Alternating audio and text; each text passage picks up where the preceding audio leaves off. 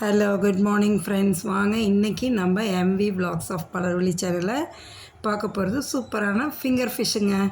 இந்த finger fish ஹோட்டலில் தான் போய் சாப்பிட்ணுமா, நம்ம வீட்லேயும் சூப்பராக செய்யலாங்க. வாங்க, இது எல்லா மீன்லேயும் செய்ய முடியாது. வஞ்சர மீன், பாறை மீன், வவ்வா மீன் இந்தமாரி முள் அதிகமாக இல்லாத மீனில் தான் செய்யலாங்க. பாருங்கள், சூப்பராக செஞ்சு சாப்பிட்டாச்சு. வாங்க எல்லாம் எப்படி செய்யலாம்னு வீடியோக்குள்ளே போய் பார்க்கலாம்.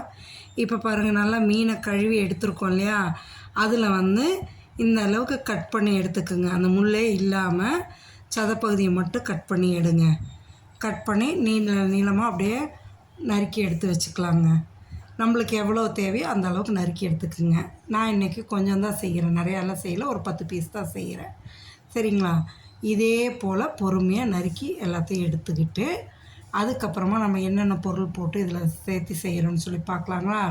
பாருங்கள், இந்த அளவு தாங்க நறுக்கிக்கணும், முள் இல்லாமல் எடுத்துக்கலாம். இப்படி சதைப்பகுதியை மட்டும் நறுக்கி எடுத்துக்குங்க. எடுத்துட்டு இதே போல் நம்ம எல்லா மீன்லேயுமே பீசஸ் கட் பண்ணி வாங்கியிருக்கோம் இல்லையா, வறுக்கிறதுக்கு மீன், அதில் இந்தமாரி நறுக்கி எடுத்துக்கோங்க. வஞ்சர மீன், பாறை மீனுன்னா பிரச்சனையே இல்லைங்க, நல்லா ஃப்ளஷ் இருக்கும், சதைப்பகுதி அழகாக நறுக்கி எடுத்துடலாம். பாருங்கள், நான் இன்றைக்கி செய்கிறது வவ்வா மீனில் தாங்க. இதுக்கு 2 முட்டை எடுத்து ஒரு கிண்ணத்தில் ஊற்றிக்கலாங்க. 2 முட்டை உடச்சி ஊற்றிக்கிங்க. வவ்வா மீன்லேயும் நல்லா டேஸ்ட்டாக இருக்குங்க. வஞ்சர மீன், பாறை மீன் டேஸ்ட் இல்லைனாலும் இதுவும் நல்லா டேஸ்ட்டாக இருக்குது. பார்த்திங்களா? 2 முட்டை உடச்சி ஊற்றிட்டு நல்லா கலக்கிடுங்க. கலக்கி விட்டுட்டு அடித்து கலக்கிடுங்க. விஸ்க் இருந்தாலும் விஸ்க் வச்சு கலக்கிடுங்க. நான் இன்றைக்கி ஃபோர்க்கில் தான் கலக்கி எடுக்கிறேன். இதில் கலந்து வச்சுட்டு இதோடு நம்ம என்னென்ன சேர்த்துறோன்னா, இஞ்சி பூண்டு பேஸ்ட் போட்டுக்கணுங்க. நான் இஞ்சி பூண்டு இடித்தது தான் எடுத்து போட்டுக்கிறேங்க. போட்டுட்டு அதோடு பாருங்கள், இஞ்சி பூண்டு பேஸ்ட் நல்லா ஒரு 2 ஸ்பூன் போட்டுக்கிட்டேங்க. அதோட மிளகாத்தூள், தனி மிளகாத்தூள் போடணுங்க. தனி மிளகாத்தூள் 1 ஸ்பூன் போட்டுக்கலாங்க. நல்லாவே காரத்துக்கு ஏற்ற மாதிரி போட்டுக்கோங்க. நான் காரம் கம்மியாக தான் போடுறேன். அதோடு காஷ்மீரி ரெட் சில்லி பவுட்ரு கலருக்காக போட்டுக்கலாங்க. அது 1 ஸ்பூன் போட்டுக்கோங்க. அது காரம் இருக்காது, கலருக்காக தான். அது 1 ஸ்பூன் போட்டுக்கோங்க. மஞ்சத்தூள் ஒரு அரை ஸ்பூன் போட்டுக்கலாங்க, கம்மியாகவே. அதாவது அப்போ தான் அந்த மீன் முட்டையோட கவிச்ச ஸ்மெல் இல்லாமல் இருக்கும், அதுக்காக ஒரு அரை ஸ்பூன் போட்டுக்கோங்க. அதுக்கப்புறம் பார்த்துட்டிங்கன்னா இதில் மிளகுத்தூள் நல்லா ஒரு அரை ஸ்பூனுக்கு மேலேயே 3/4 ஸ்பூன் போட்டுக்கலாம். மிளகுத்தூள் போட்டுக்கோங்க. இதோட கார்ன்ஃப்ளவர் மாவு ஒரு 1.5 ஸ்பூன் போட்டுக்கோங்க. நல்லா கிறிஸ்பினஸ்ஸாக வரத்துக்காக தாங்க இது. 1.5 ஸ்பூன் போட்டு மைதா மாவு அதேமாரி ஒரு 1.5 ஸ்பூன் போட்டுக்கோங்க. இது நான் ஒரு 10 பீஸ் செய்கிறேன், அதுக்கு மட்டும்தான் இது. நீங்கள் நிறையா வேணால் இந்த அளவெல்லாம் சேர்த்துக்கிங்க நிறையா. சரிங்களா? அதோட எலுமிச்சம்பழம் விதை பகுதி எடுத்துடுங்க. விதையை எடுத்துகிட்டு அப்படி கையால் பிழிஞ்சு விட்டிங்கன்னா விதை தனியாக எடுத்து போட்டுட்டு அப்படியே புழிஞ்சு விட்டுக்கலாங்க. ஒரு எலுமிச்சம்பழம் சின்னதாக ஒரு எலுமிச்சம்பழம் ஃபுல்லாக புழிஞ்சு விட்டுருங்க. அந்த ஜூஸு வேணும். போட்டு இது எல்லாத்தையும் நல்லா வச்சு கலக்கி எடுத்துருங்க. ஈவனாக நல்லா கலந்து வரணும். இதுக்கு தேவையான அளவு உப்பும் போட்டுக்குங்க. நல்லா போட்டு நல்லா கலக்கிடுங்க. கலக்கி நம்ம மேரினேட் பண்ணி வைக்கணுங்க. நல்லா ஒரு அரை மணி நேரமாவது ஃப்ரிட்ஜில் வச்சிடணும். நல்லா கலக்கி இதெல்லாம் போட்டு இது பண்ணிவிட்டு இதுக்கு மெயின் பிரெட் க்ரம்ஸ் தேவைங்க. பிரெட் க்ரம்ஸ் கடையில் வாங்கினது இருந்தாலும் எடுத்துக்கலாம். நான் இன்றைக்கி ஆனால் வீட்டில் தான் செஞ்சுக்கிறேங்க பிரெட் க்ரம்ஸும். பாருங்கள், இதுக்கு தேவையான அளவு உப்பு, டேபிள் சால்ட் போட்டாச்சுங்க. ஹிமாலயன் ராக் சால்ட் தாங்க இது. போட்டு நல்லா கலக்கி விட்டுடுங்க. இந்த அளவு கலக்கிட்டு எடுத்து வச்சுக்கிட்டு இப்போ நம்ம நறுக்கி வச்சுருக்க மீன் இருக்குது பாருங்கள், அதை எடுத்து இதில் போட்டு பெரட்டி எடுங்க. இந்த கலவையில் போட்டு பெரட்டி எடுத்துட்டு பிரெட் க்ரம்ஸ் எடுத்து அதில் போட்டு பெரட்டி எடுக்கணுங்க. நல்லா நம்மளுக்கு தேவையான அளவு நல்லா கோட்டிங் வரணும், அந்த அளவுக்கு போட்டு பெரட்டி எடுத்துக்கிட்டு பிரெட் க்ரம்ஸில் போட்டு பெரட்டி எடுங்க.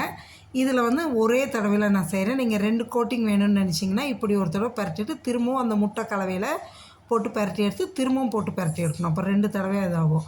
நான் ஒரே தடவை போதும்னு இது பண்ணுறேன். பாருங்கள், நல்லா ஈவனாக வரத்துக்கு பிரெட் க்ரம்ஸ் மேலே போட்டு நல்லா அமுத்தி பிடிச்சிடுங்க.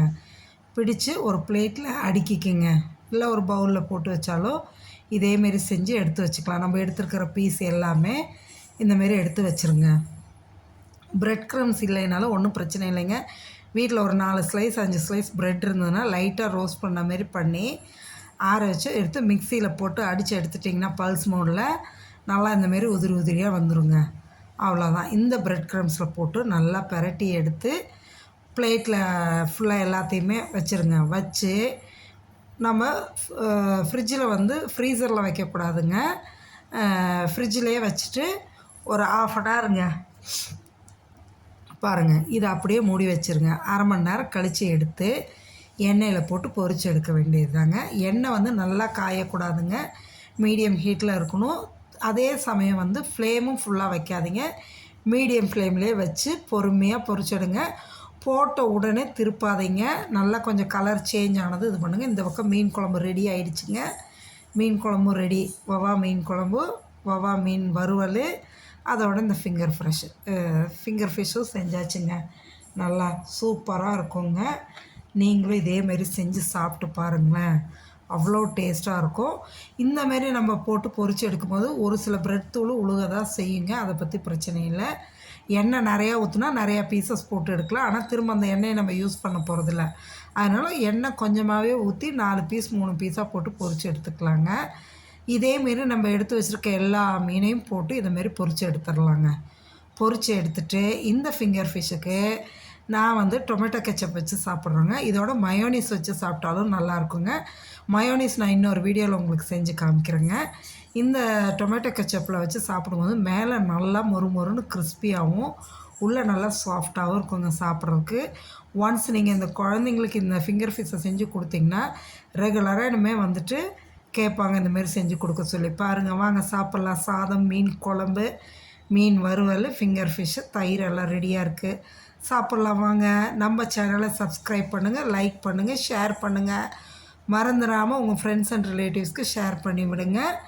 நம்ம சேனலையும் சப்ஸ்கிரைப் பண்ணுங்கள். ஓகே, தேங்க்ஸ் ஃபார் வாட்சிங் ஃப்ரெண்ட்ஸ்.